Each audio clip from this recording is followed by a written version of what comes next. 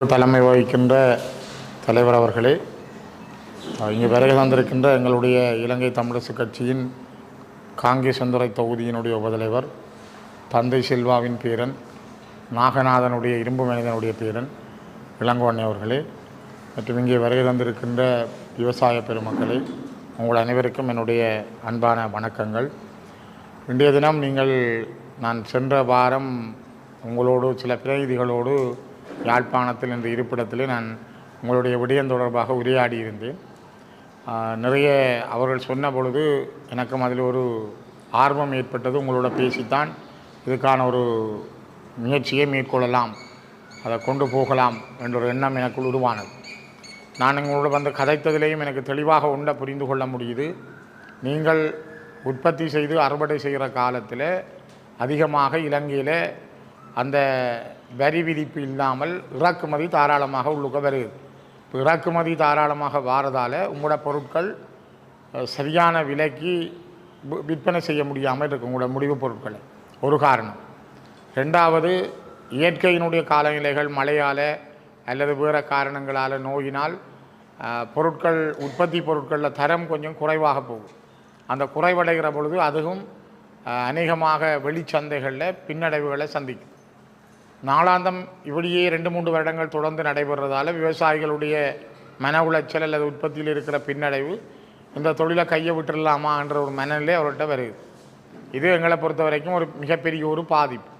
ஆகவே விவசாயத்துறையில் இருக்கின்ற எங்களுடைய நீங்கள் சொன்னது போல யாழ்ப்பாண மாவட்டத்தினுடைய முதுகெலும்பாக இருக்கிற இந்த சிறு விவசாய உற்பத்தி கடுமையாக பாதிக்கப்பட்டிருக்கிறது என்பது வெளிப்படையாக தெரியும். உங்களை போல நான் இதில் பார்க்குறேன், தென்னம்பிள்ளைகளில் ஏற்பட்டிருக்கிற கடுமையான நோய் அது அதிகமாக கூடுதலாக அது செவிலணி பிள்ளைகளை பாதித்து அது பல இடங்களில் அந்த செவிலணி பிள்ளைகள் பட்டும் போயிருக்கு. தென்னம்பிள்ளைகளும் காய் இல்லாமல் குறும்ப கூட இல்லாமல் நிற்கிற நிலையை பார்க்குறோம். இன்னொரு பக்கம் தென்னம்பிள்ளைகளில் வனி பகுதிகளில் குரங்கு தொல்லை. இங்கே விட இப்போ சாவச்சேரிக்கங்கால குரங்குன்ற பிரச்சனை. வாழை இலை இப்போ ஒரு புதிய நோய் வந்திருக்கு. அந்த வாழை இலையில் வந்திருக்கிற நோய் வாழை உற்பத்தியை பாதிக்குது. வெற்றிலையில் கூட ஒரு வெள்ளை பங்கசு மாதிரியான ஒரு நோய் ஒன்று விழுகுது. திராட்சை எங்கள்கிட்ட தோல்வியை கண்டிருக்கிறோம். திராட்சையினுடைய உற்பத்தி இப்போ எங்கள்கிட்ட இல்லை. வெங்காயம் வீழ்ச்சி விட்டு கொண்டு போகுது. நீங்கள் சொன்ன மாதிரி எங்கள்கிட்ட மிளகாய், மரவள்ளி இலைகள் முந்தின காலம் மாதிரி செழிப்பானதாக இல்லை. அந்த இலையிலேயே தெரியுது அதன் உற்பத்தி, அதால் கிழங்கு உற்பத்தி பாதிக்கப்படுது. பூச்சி ஒரு காரணமாக இருக்குது. இப்போ மரவள்ளி இலைகளை ஏற்றுமதி செய்கிறதுக்கு இங்கே நிறைய பேர் இருக்கிறார்கள். ஏனென்றால் சில நாடுகளில் மரவள்ளி இலைக்கு நல்ல கிராக்கி இருக்குது. மரவள்ளி இலையை கூட உற்பத்தி செய்து அனுப்ப முடியாமல் இருக்குது. அப்போ என்ன உற்பத்தியை செய்யலாம்னு பார்த்தால் ஏதோ ஒரு தடங்கள் நடந்து கொண்டே இருக்குது. கடற்தொழிலாளர்களை எடுத்தால் கடற்தொழிலாளர்கள் கடலுக்கு போக முடியாமல் இந்திய ரோலர்கள் இந்திய படகுகளால் கடுமையாக பாதிக்கப்பட்டு அந்த பவளப்பாறைகள் கூட இல்லாமல் போய் மீன் உற்பத்தியில் அவர்கள் பின்னுக்கு நிற்கிறார்கள். இப்போ இந்த அடிப்படைகள் எல்லாம் பார்த்தால் அதிகமான மக்கள் வாழுகிற யாழ்ப்பாண குடாநாட்டில், வடக்கு கிழக்கில் 6 லட்சம் மக்கள் வாழ்கிற யாழ்ப்பாண குடாநாட்டுக்குள்ளே நாங்கள் அந்த பொருளாதாரம் பற்றிய மிகப்பெரிய நெருக்கடி ஒன்றை சந்திக்கிறத கண்கூடாக பார்க்கக்கூடியதாக இருக்குது. எனவே இன்னொரு வகையில் நீங்கள் சொன்னது போல் இந்த விவசாயத்துக்கு மானியம் வழங்கல் இல்லை. 3 வருஷங்களுக்கு மேலாக தம்பி சொன்னவர் 76ஆம் ஆண்டுக்கு பிறகு ஒரே ஒரு தடவை மைத்திரியின் காலத்தில் ஒரு ஒரு அரை ஏக்கர் தோட்டத்துக்கு 75,000 ரூபா மானியம் கிடைத்தது. உருளைக்கிழங்குக்கு கிடைத்தது. அது ஒரு சின்ன மானிய உதவியாக இருந்தது, பரவாயில்லை. ஆனால் இப்போ வெங்காயம் வீழ்ச்சி விட்டால் ஒரு மானிய உதவி இருக்குமென்றால் அல்லது அதுக்கு ஒரு காப்புறுதி இருக்குமென்றால் பாதிக்கப்பட்டிருந்தாலும் விவசாயிகள் அதிலிருந்து கொஞ்சம் மீளக்கூடிய மாதிரி இருக்கும். ஆனால் அந்த நிலைமைகள் இங்கே இல்லை. இப்போ தொடர்ச்சியாக நாங்கள் பாதிக்கப்படுற ஆட்களாகவே இருக்கிறோம். இப்போ நீங்கள் குறிப்பிட்ட இந்த விடயங்கள் அனைத்தையும் நான் கருத்தில் கொண்டிருக்கிறேன். இது தொடர்பாக நீங்களும் எதிர்பார்த்தது பாராளுமன்றத்துக்கு கூடாகத்தான் இதுக்கு ஒரு அரச இயந்திரம் தான் இதை கட்டுப்படுத்தலாம். இப்போ சாதாரணமாக வெளியில் இருந்து கதைச்சி இதுக்கு தீர்வு காண இயலாது. அப்போ அரச இயந்திர பொறிமுறையில் விவசாயிகள் பாதிக்கப்படுறார்கள் என்ற விடயம் ஏற்றுக்கொள்ளப்பட்டு இந்த காலகட்டத்தில் அங்கே வரி விதிக்கப்படணும், இல்லை இறக்குமதி தடுக்கப்படணும். ஒரு முறையாவது செய்தால் இருக்கிற உற்பத்தி பொருட்களை கொண்டு போகிறதுக்கான வாய்ப்புகள் கிடைக்கும். இப்போ இந்த நாட்டில் உப்பில்லை என்று சொல்கிறார்கள், நாட்டில் தேங்காயின் விலை 240 ரூபாய்க்கு வந்துட்டுன்னு சொல்கிறார்கள். ஆனால் நாங்கள் உற்பத்தி செய்கிற பொருளை கொடுக்க முடியாத நிலைமைக்கும் இருக்கிறோம். சரியான ஒரு சமநிலையான விவசாய நடவடிக்கைகளை அரசாங்கம் மேற்கொள்ள இல்லை என்ற குற்றச்சாட்டை உங்கள்கிட்ட இருந்தும் எனக்கு பார்க்க முடிந்தது. நான் உங்களுடைய இந்த விடயங்களை அதிகமாக கூடுதலாக கரிசனை கொள்கிறேன். ஏனென்றால் நானும் ஒரு விவசாய குடும்பத்திலே பிறந்து வளர்ந்தால்தான் நானும் விவசாயங்களோடு ஈடுபடுகின்ற ஒரு ஆள். இப்பொழுது அதில் கொஞ்சம் குறைந்திருந்தாலும் கூட நெல் உற்பத்தியிலேயோ அல்லது ஏனைய உப உணவு பயிற்சிகளிலேயோ ஈடுபட்ட ஒரு ஆள். குறிப்பாக உங்களுடைய மன எண்ணங்கள் பிரச்சனைகளை உள்வாங்கி இதுக்கு ஒரு நிரந்தரமான தீர்வை எட்டக்கூடிய முழுமையும் உடனே நடக்கும் என்று உங்களுக்கு போய் சொல்லேன். நீங்கள் வந்த நீங்கள் கதைச்ச நீங்கள் நடக்கும் நீங்கள் ஒன்று நடக்கலைன்னு அப்புறம் நீங்கள் திரும்ப என்ன பேசுகிறதுக்கு அப்பால் ஒரு விடயம், நான் ஒரு பாராளுமன்ற உறுப்பினராக உங்களுடைய விடயத்தை பாராளுமன்றம் வரைக்கும் கொண்டு போவது, சம்மந்தப்பட்ட அமைச்சரோடு இது பற்றி பேசுகிறது. இந்த இதுக்குரிய செக்டோரல் ஓவர்சைட் கமிட்டி என்று இருக்குது. இதை விட மினிஸ்டீரியல் கன்சல்டேட்டிவ் கமிட்டி என்று இருக்குது. அமைச்சரவை கூட்டம் மற்றும் அமைச்சுசார் கூட்டமும் இருக்குது. இந்த அமைச்சுசார் கூட்டத்திலேயும் இந்த விடயம் தொடர்பில் அதிகமாக கரிசனை செலுத்தி ஒரு பிரஷரை, ஒரு அழுத்தத்தை நான் பிரயோகிக்கிறதுக்கு முயற்சிக்கிறேன். உங்களுடைய ஒரு பிரதிநிதியாக யாழ்ப்பாண மாவட்டத்தை பிரதித்துவப்படுத்துகின்ற, கிளிநொச்சியை பிரதித்துவப்படுத்துகின்ற இந்த மாவட்டத்தினுடைய ஒரு பாராளுமன்ற உறுப்பினர் என்ற வகையில் நீங்கள் எனக்கு தந்திருக்கிற இந்த ஆணையையும் எனக்கு நீங்கள் தந்திருக்கிற இந்த செய்தியையும் நான் கண்டிப்பாக உங்களுக்காக கொண்டு செல்வேன். ஒரு விஷயத்தை என்னால் கையாள முடியும்.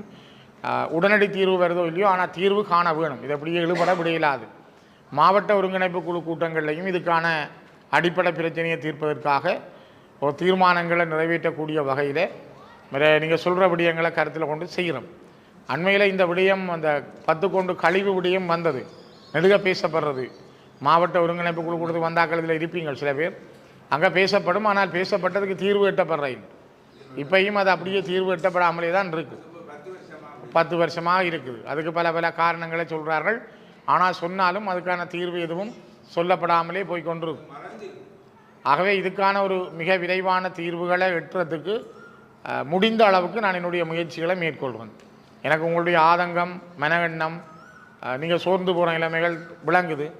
தம்பி சொன்னார், கிட்டத்தட்ட 25 லட்சம் 30 லட்சம் பெறுமதியான வெங்காயத்தை அப்படியே குப்பையில் போட்டு வாரண்டால் ஒரு ஆள் மட்டுமில்லை, சொன்னது எல்லாருக்கும் சொன்னவர். அப்போ எல்லாருடைய இழப்பும் என்பது எத்தனையோ கோடிக்கணக்கான பொருட்கள் இவ்வாறு கைவிடப்படுது. இப்பையும் கையில் இருக்கிற வெங்காயம் பழுதடைந்து கொண்டு போகுது, இல்லை வத்தி கொண்டு போகுது. இப்போ நாளைக்கு இதில் என்ன லாபம் பெறப்போகுது, அடுத்த கட்டம் விவசாயி எப்படி தன்னை அடையாளப்படுத்துகிறேன்னு தெரியாமல் இருக்கு. ஆகவே இந்த விவசாயிகளுடைய உங்களுடைய உள்ள குமுறல்களை, எண்ணங்களுக்கு ஒரு தீர்வு கிடைக்கக்கூடிய வகையில் நான் என்னால் முடிந்தவரை என்னுடைய அதிகார எல்லைக்கு உட்பட்ட வகையில் முழு முயற்சிகளையும் மேற்கொள்வேன். இந்த சந்திப்பு அதுக்கான ஒரு களத்தை திறந்திருக்கும் என்று நான் நினைக்கிறேன். முடியுமான வரைக்கும் நான் அந்த முயற்சியை மேற்கொள்வேன். நான் அண்மையில் கூட நீங்கள் பார்த்துருப்பீங்கள், கிளிநொச்சி மாவட்ட விவசாயிகளுடைய அழிவு தொடர்பாக ஒரு கேள்வியை பாராளுமன்றத்தில் போட்டிருந்தேன். ஒரு கிழமையில் விடதாரன்னு சொன்ன கேடி லால்காந்த என்கிற கமத்தொழில் காணி அமைச்சர் இதுவரையும் தரையில்லை. கிட்டத்தட்ட 2 மாதம் ஆச்சு.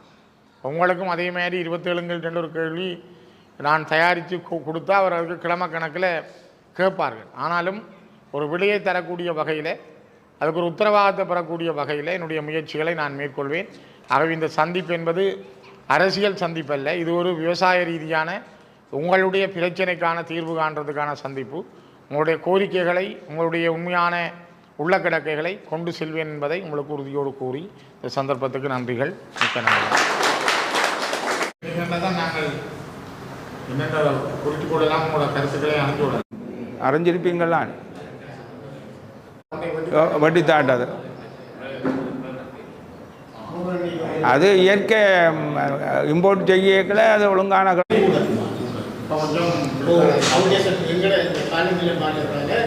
மழை பட்டோட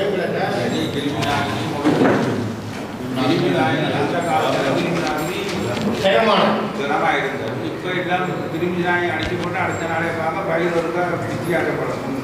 இப்போ வித்தியாசப்படும் இந்த பெண்கள்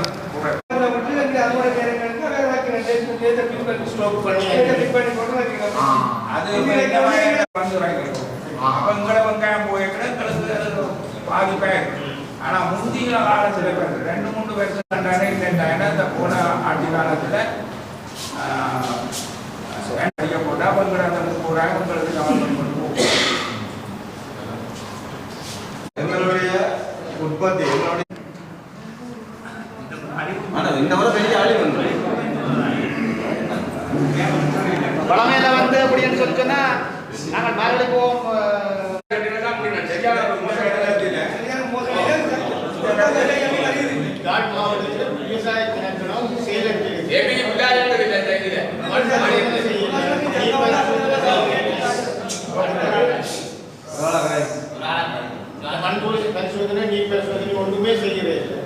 அதை இந்த தரவும் கொடுக்குறேன்.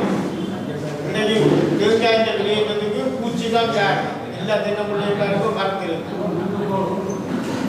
இதுக்கு ஒரு தீர்வு அரசாங்கத்தால் வைக்க முடியாது. கவனம் இல்லை. இப்போ விவசாய பகுதியில் முந்தி கவனம் கூட இருந்தது. இப்போ மருந்துகளுக்கு கவனம் இல்லை. என்னன்னு சொன்னால் ஒரு மருந்து ஆய்வு செய்யணும். அடிக்கக்கூடாது. எப்படி விரட்டப்படும் சொல்லி அரசாங்கம் திட்டமிட்டு படிக்கிட்டு இருக்கணும்.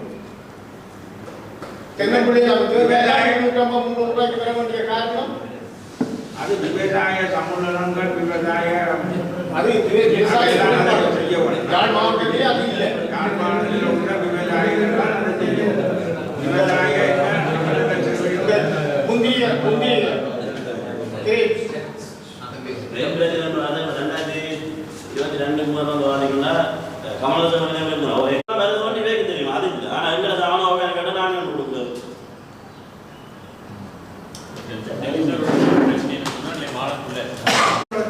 தனியார் இப்போவும் தனியார் இருக்கின்ற இதுதான் நினைக்கணும். ஒரு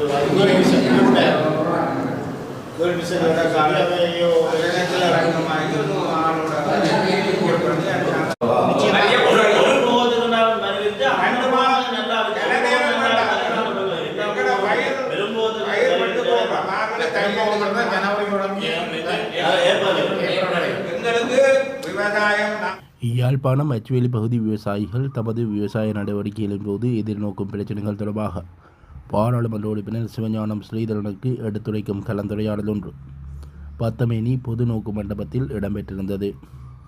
இதன்போது பல விவசாயிகள் கலந்து கொண்டு தாம் எதிர்நோக்கும் பிரச்சனைகள் தொடர்பாக பாராளுமன்ற உறுப்பினர் சிவஞானம் ஸ்ரீதரனிடம் தெரிவித்திருந்தனர்.